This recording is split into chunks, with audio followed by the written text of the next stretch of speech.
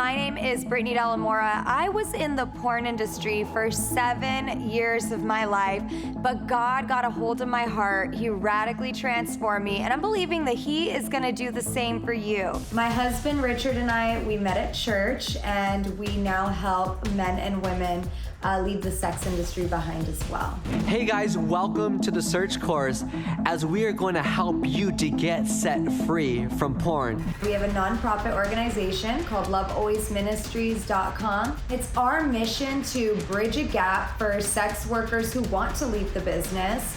Children are our biggest concern. I'm really concerned about the implications of the children seeing their teachers on these platforms. We want to bring awareness to this to help children and the teachers. So you're the reverse. Yeah, of we're this. reversed. You've been in it and are now out of it. Yeah. And I'm curious, what do you think about what's being said? Because they're describing this as actualization and empowerment and freedom. Yeah. Is this empowering? I mean, I thought the same thing when I first got into the industry. A lot of brokenness in the business. And so, no, I don't agree. What do you say about this? I mean, you look at it from a male perspective. Does this look empowering to you? From the beginning, it looks like it's empowering.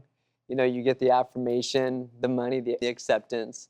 But then later on in life happens. So what do you do when your acceptance now is based on someone saying you're beautiful, subscriptions? What happens if that all goes to waste and you have to be by yourself? And you're concerned that your children could see their teachers in more intimate settings than you definitely would be comfortable for them to see.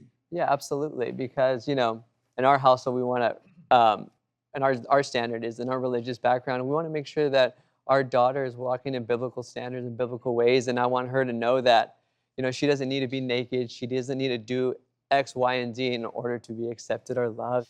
Would y'all have kept teaching and doing what you're doing if nobody had objected to it?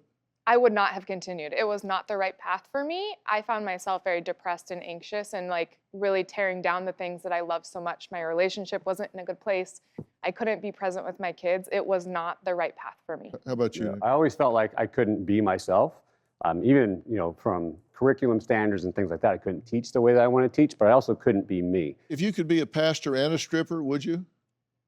Ooh, I kind of feel like I am. Yes. I just have a different flock and I have less clothes on. But I feel like I still serve my people in a really powerful way. We still believe that we teach. We just teach a different thing now. We teach communication and pleasure and prioritizing a woman's pleasure, all the things that we weren't taught because it was so taboo when we were young. We have a lot of students here today. Would this affect you if you had a teacher that was on these sites? Would it impact your learning process? Would it be irrelevant? What do you think? Yes?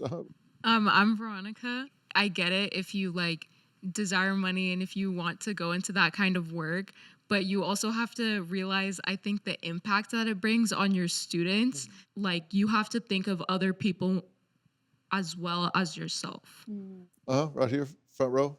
As a teacher, your primary job is to teach your students, and these sexual desires and teaching students, mixing them would not be the best thing to do. Yeah. Do you have a story or a question for me? Click the link in the description and tell me what in the world is going on.